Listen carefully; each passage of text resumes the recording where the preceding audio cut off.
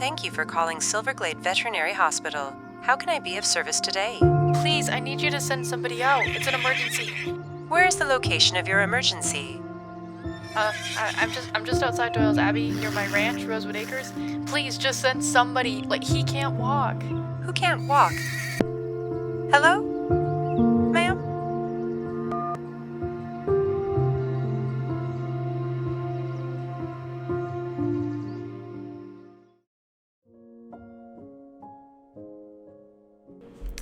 June 27th, I think. I decided that I would take my eventing horse, Chance, out for a little joyride. Nothing like fancy, just a trail ride to get away from the arenas, just because Chance has been showing like a lot recently and he's been doing amazing. So well to the point where I set up a little board in the barn just for Chance and like all his ribbons. The more he won, the more my confidence would go up, the more excited I would get, the more offers I had for people requesting to buy this horse off of me. I've said it before and I'll say it again, Chance is my baby and he won't ever be put up for sale, even now after everything that's happened. I don't think it would have mattered if I had someone with me on the ride or if it would have made things worse, but I had my phone which has my location, I told people where I was going, it wasn't a big deal.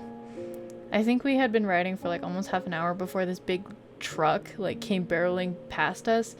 And of course I wasn't ready for it, and normally Chance is fine with loud cars, but for some reason this particular truck, who had no regard for like my well-being whatsoever, ended up spooking Chance and he took off. I don't remember much just because like the adrenaline, and not to mention I had hit my head at some point during this experience.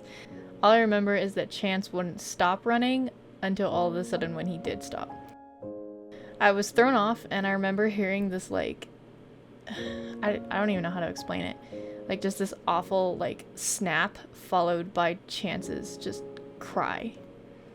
I'm pretty sure I blacked out for several minutes before I kind of like got up and I saw Chance on the ground. His back right hoof was like still awkwardly stuck in a small hole, and his leg, I mean, it just snapped. The vet came and we were able to get him into a trailer where he was immediately sent into surgery to repair the many limb fractures and tears that he had suffered from. I don't really have any footage from this time just because pulling out my camera to film this experience wasn't really my first priority. But here's a few pictures after the surgery. The vet really wasn't sure if he would make a recovery, like to the point where I was being offered the option to euthanize him. But, I mean, like, that didn't seem fair to just give up, and he had already made it through the surgery, so that, in my mind, was a step towards survival, at least. Chance had several screws and a bone plate in his hind leg in order to help the healing process. However, he was still on stall rest for the next couple months. During those months of recovery, it was very difficult and intense. I was constantly being faced with waking up and like walking to the barn just hoping to see my horse still alive. Every day involved giving him pain medication, supplements, sedatives, wrapping and cleaning his cast. Basically, it was a lot, way more than I signed up for. But I did still sign up for it. I said that I wanted to keep him alive, and the vet said that he was making recovery slowly but surely. During that time, there was always this like thought in my mind that since we made it so far and Chance was like truly making a recovery, maybe that means that like he can go back to competing. We don't always get what we wish for.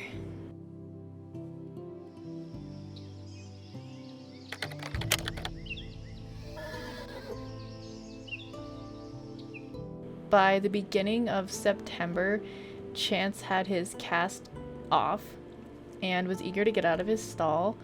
I was given clearance to turn him out in a small pen just so that he could like stretch his legs a bit. He still was on heavy medications and supplements. However, my dream to keep him as an eventing horse were slipping further and further away.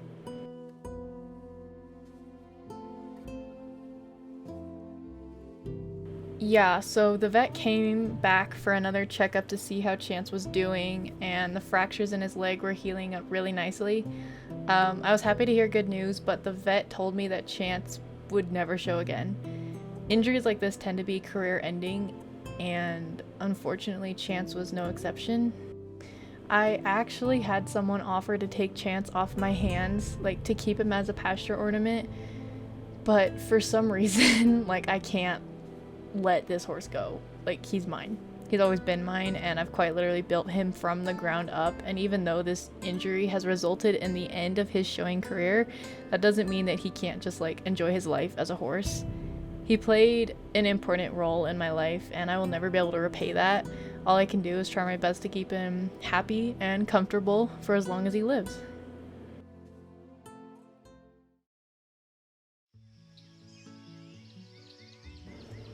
Hi everyone.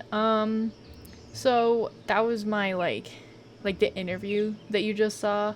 When word got out that Chance was injured, I had a lot of news companies reach out just because Chance has kind of built himself a little bit of a name, and Book of Spells like actually means something now. So I actually had a lot of people reach out like asking what had happened, and so yeah, y'all kind of got to see the little interview that I got to be a part of, which was fun because I think Chance's story is inspiring and it was fun to share. I do have a few announcements to make after all that bad news that was just sprung onto you. I've had a few people ask about Josh and where he's been. I'm gonna be completely honest. Josh received a job as a veterinary assistant in livestock, specifically cattle, up in Golden Hills Valley, and so he is off doing bigger and better things. I really am happy for him, and we do keep in touch, but that was kind of like the end of our relationship. I'm not trying to make anything too public, but we've just decided that we are going in separate directions. So I'm gonna focus on expanding Rosewood Acres and my horses. Speaking of, I have built this reputation of taking in sick or injured or green horses and just like turning them into champions. Rarely ever do I bring an experienced horse into my barn, and I technically do have Teddy, who I am leasing from Amelia Dreambell. However, Teddy is a bit of an old man, so he's mainly used for flat work. So, since Chance can no longer be my main eventing horse, Nathan actually showed me this advertisement for an Olympic show jumping stallion.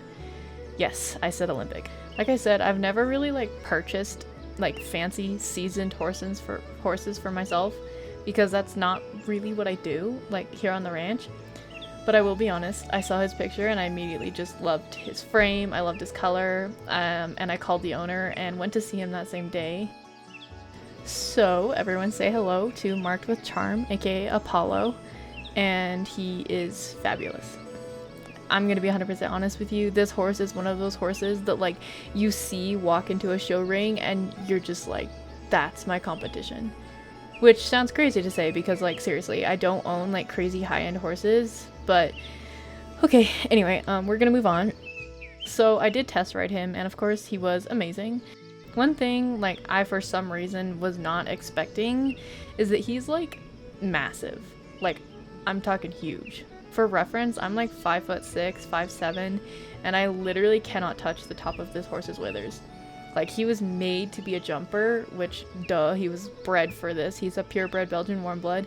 And I saw his papers, and it says that he has Lady Third Black in his bloodlines, which is crazy because she was a legend. But anyway, he's at least over 17 hands, if not taller. He's a stallion, like I said, and he's only 12 years old, I think. Which is still pretty young, seeing how much experience he has under his belt. I mean, this horse has literally been to the Grand Prix. He's such a been there, done that horse, and I just got on, I felt like I didn't deserve to be riding this horse.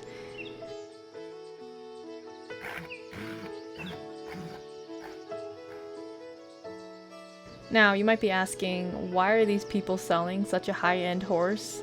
Something must be wrong with him, right? Well, I thought so too, but that's actually not the case. Basically, Apollo is owned by this older couple who's been hiring riders to show their horse. They're super sweet, it was amazing to meet them, but basically they're slowly selling some of their horses. Some of their horses are being inherited to their family members. Long story short, I was very interested in Apollo, but he kind of intimidated me, I'm not gonna lie, just because, me as a rider specifically, a show jumper, I am not an Olympic show jumping level, so I did walk away that day. And I really debated, should I invest in this horse or should I just give up eventing altogether? Chance was sort of my last little English eventer, and just so many thoughts kind of ran through my head. I kept thinking about it so long to the point where Apollo was sold, and I kind of took that as a sign that I wasn't ready. Like, I was disappointed, but I took it as a sign.